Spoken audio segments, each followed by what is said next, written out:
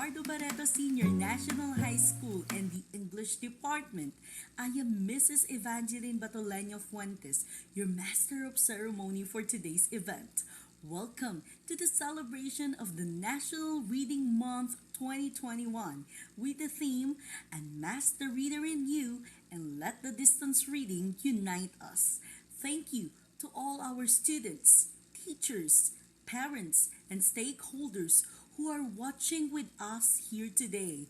Without you and your cooperation, this event will never be possible. And also, your love for. And to formally begin our celebration, let us start with a prayer to be followed by the national anthem, Calabarzon hymn, Kalamba hymn, and the Barreto hymn.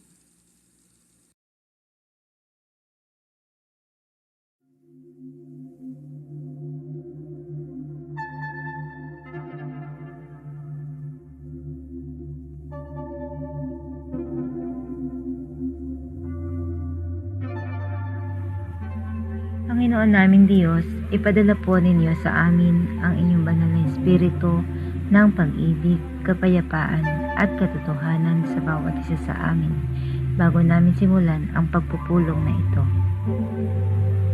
Nawa ay pakinggan namin ang sasabihin ng bawat isa upang maging mas malinaw at makabuluhan ang gagawing pagpupulong.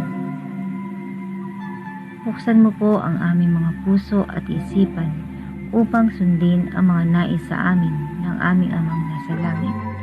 Bigyan mo po kami ng lakas at determinasyon na sundin at gawin ito. Amen. Mga kababayan, ang pambansang awit ng Pilipinas.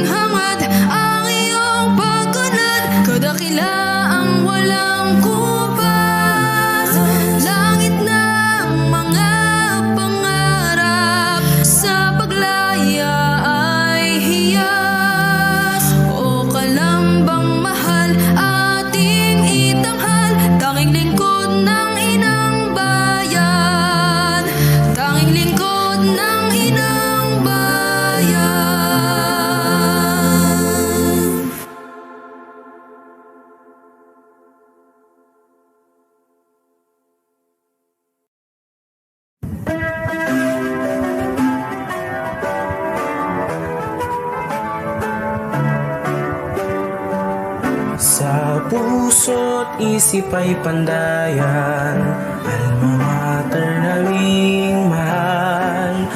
Hindi namin malilimutan ang pangalan mo at aral.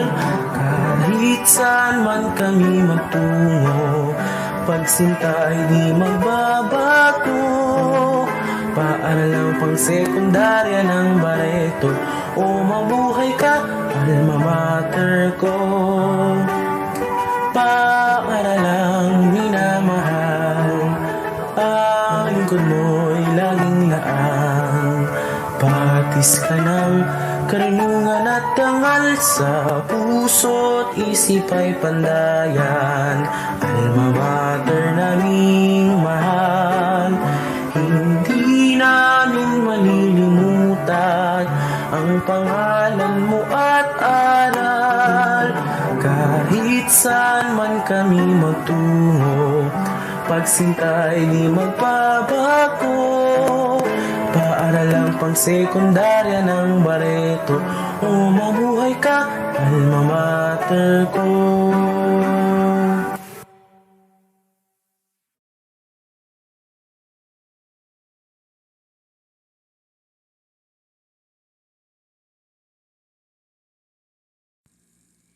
And to formally welcome everyone, let us listen to the school head of Eduardo Barreto Senior National High School, our very own, loving and caring, Ma'am Charito Bernas.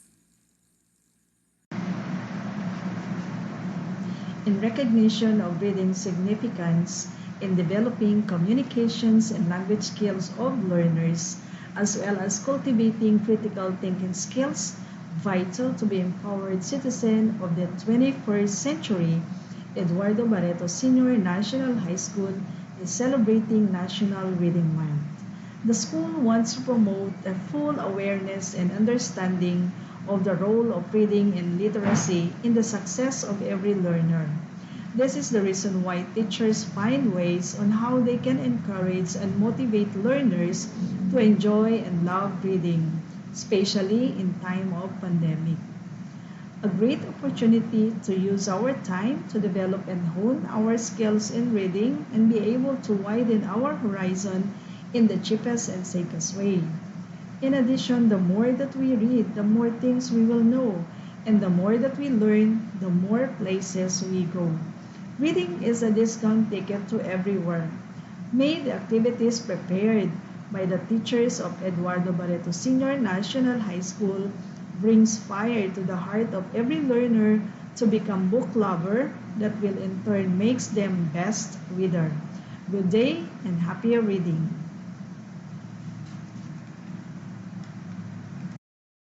Thank you so much, Ma'am Bernas, for that wonderful message for our viewers today. And to listen to one more message, let us welcome our very own EPS in English, Ma'am Andrea Senyadosa. Good morning, everyone, especially to the principal, Madam Charito Bernas, to the head teacher in English, and also to all reading teachers. Have a blessed reading endeavor to you all. It's my great pleasure to give this message to you for being a warrior in this field, reading enthusiasts. But let me give first some trivia about facts this reading month.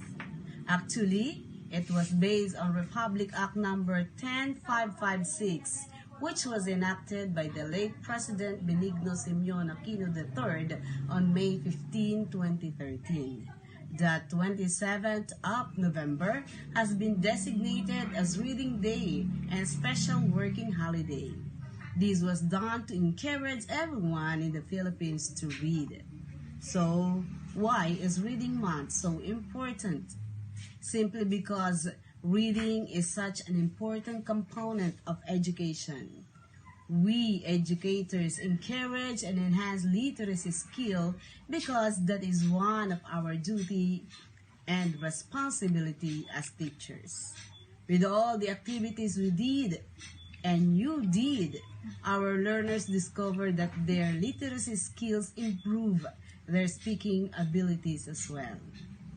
Literary skills have an impact on all aspects of the learner's education.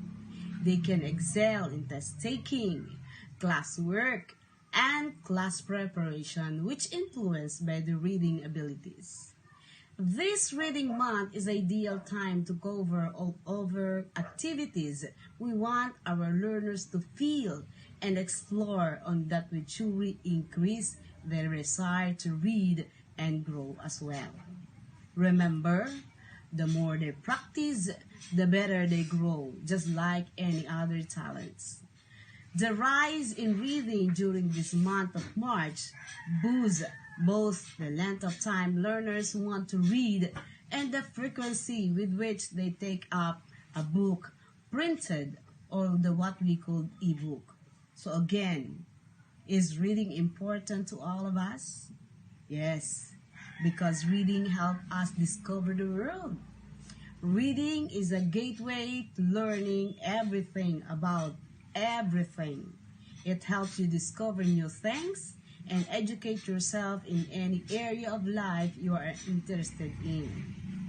Reading also improves our vocabulary and communication. One of the best ways to improve the vocabulary and enhance our speaking skills. Reading enhances concentration, also lowering stress level. Reading not only focuses your complete attention in the subject at hand, but also immerse you in your knowledge, increasing your concentration and your memory. And also, reading is an enhancement in our memory. As our brain learns to remember the information from the storyline, it also becomes better at remembering other important things of your life. So, by reading books, you can also indirectly train in your brain a better memory. So, reading enthusiasts, let us all join and be active reader ourselves. And congratulations to the schools and to the team in doing these activities in reading that will surely help us learner be functionally literate. Let us fulfill our theme in this year's Hamon, bawat bata bumabasa even in the midst of pandemic. With that, good morning to all of us and God bless. Students from grades 7 and 8 will showcase their interpretative reading skills. Interpretative reading is an oral and dramatic presentation of a narrative that affords student participants communication of its literary meaning in a highly creative and evocative expression. The panel of judges for the interpretative reading are Ma'am Annabel Pagaspas, Ma'am Janelle Oriel, Ma'am Mary Kaisip, and Ma'am Princess Garcia. The criteria for interpretative reading: projection of characters 25%, voice quality 25%, pronunciation 20%, effectiveness 20%, big book 10%, with a total of 100%. Skirt Anakinji Apaitan from grade 7 Justice. Father William. You are old, Father William, the young man said, and your hair has become very white, and yet you insistently stand on your head. Do you think, at your age, it is right? In my youth, Father William replied to his son, I feared it would injure the brain, but now that I'm perfectly sure I have none, why, I do it again and again. You are old, said the youth. As I mentioned before, and have grown most uncommonly fat, yet you turn the back somersault in at the door. Pray, what is the reason of that? In my youth, said the sage, as he shook his grey locks, I kept all my limbs very supple by the use of this ointment. 1 shilling the box, allow me to sell you a couple. You are old, said the youth, and your jaws are too weak for anything tougher than suit. Yet you finish the goose with the bones and the beak. Pray, how did you manage to do it? In my youth, said his father, I took to the law and argued each case with my wife, and the muscular strength which it gave to my jaw has lasted the rest of my life. You are old, said the youth. One would hardly suppose that your eyes was as steady as ever, that you balanced an eel on the end of your nose. What made you so awfully clever? I have answered 3 questions, and that is enough, said his father. Don't give yourself airs. Do you think I can listen all days to such stuff? Be off, or I'll kick you downstairs. That is not said right, said the caterpillar. Not quite right, I'm afraid, said Alice timidly. Some of the words have got altered. It is wrong from the beginning to end, said the caterpillar decidedly. And there was silence for some minutes. Thank you.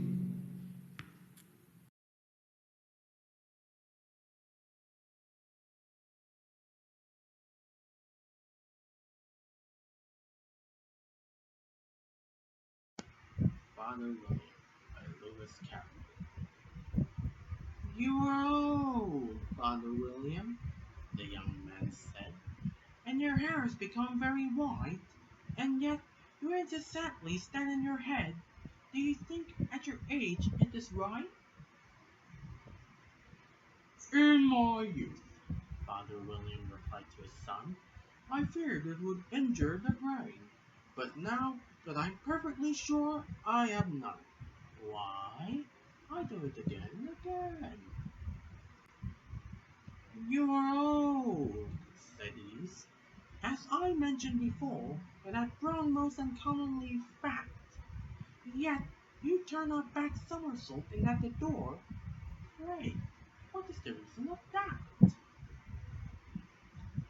In my youth, said the sage as he shook his grey locks, I kept all my limbs very supple. By the use of this ointment, 1 shilling the box. Allow me to sell you a couple.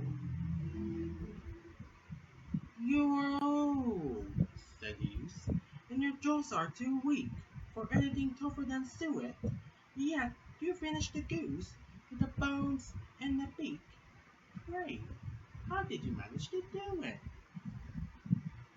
In my youth, said his father, I took to the law and argued each case with my wife, and the muscular strength which it gave to my jaw has lasted the rest of my life.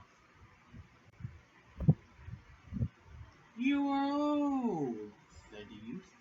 One would hardly suppose that your eye was as steady as ever, yet you balance an eel on the end of your nose.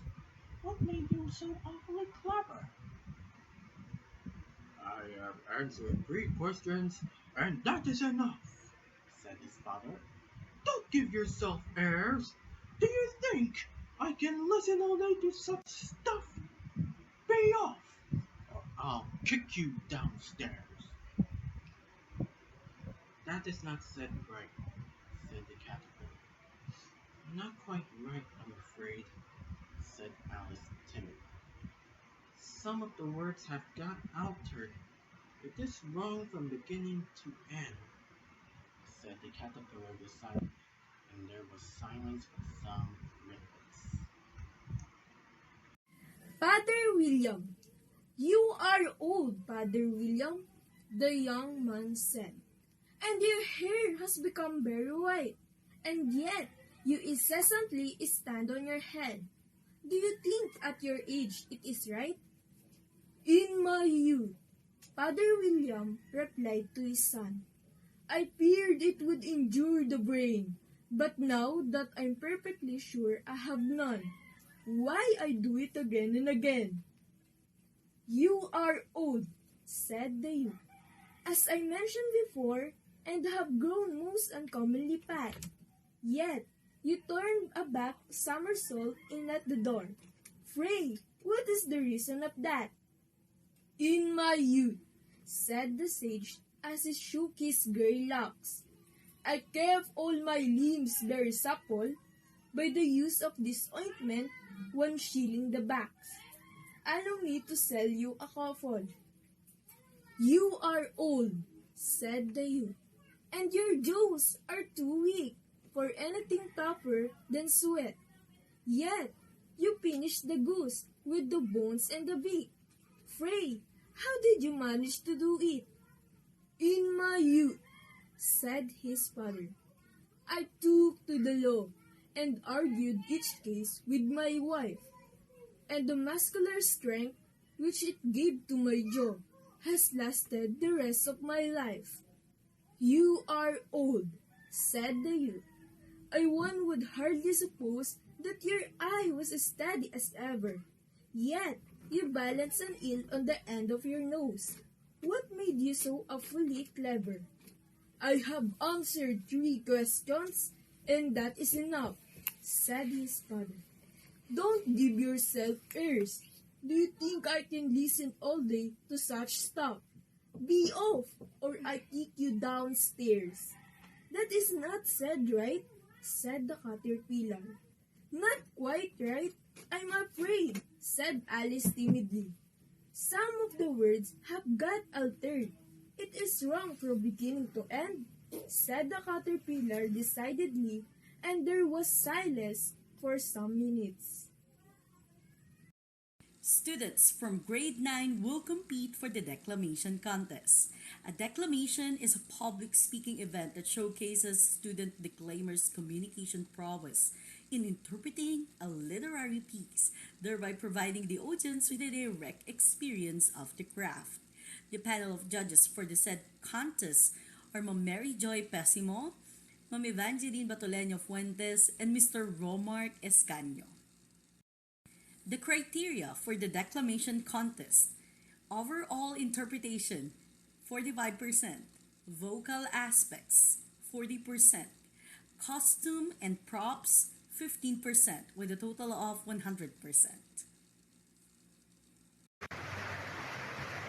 What do you want?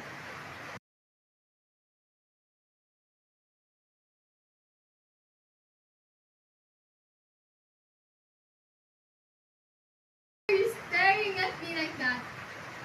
Leave me alone. Yes, I was pronounced guilty. But haven't they suffered enough? Look at me. My hollow cheeks. The dark rings around my eyes. My worried body. Aren't they enough to atone for the crime which I was accused? Yes! The crime! Crime! Don't you believe that Arturo and I first met August 30? We were engaged November 30, and during our third stage performance, Arturo and I had 3 curtain calls. 1 and 3 makes 13. So what I mean 13, oh, what a lucky number. I was in my dressing room getting ready for the second act, when my attention was attracted by the line on the floor. I took it up and read it. Renan Martinez, wishing you a bad luck. Who could have said this? What could this mean? There was no signature. I stepped on a silver plate with the number 13 engraved. Curtain call for Act 2, shouted the director. In that act, I was to murder Arturo. Getting the dagger from the drawer, I slowly approached the bed, taking care not to waken the sleeping hero, and to thrust the dagger to Arturo's head. Everything went black. I didn't notice the curtain fall, and the audience rose from their seat and shouted, "Bravo! What a fine performance! A fine performance indeed!" For Arturo was already dead. I killed him. But I didn't mean to kill him. It was only an act. Yes, Arturo and I had a quarrel, but it was only a pretty quarrel. How could I kill Arturo when I loved him very much? Somebody must have tricked me. Somebody must have replaced the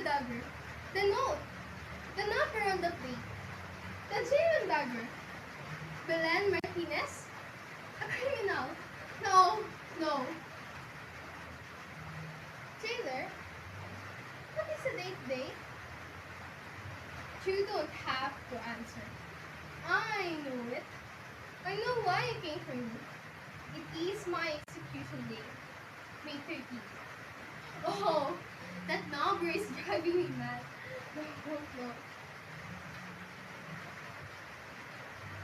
I'm not a killer.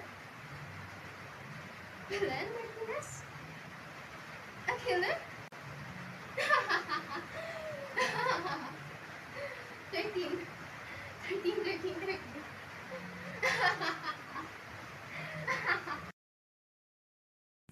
Here are the judges for our essay writing contest. Mr. Santiago Ilag, Ma'am Jocelyn San Pedro, Ma'am Rhea Baliza, Ma'am Gracia Zafra, and Ma'am Mary Joy Pessimo.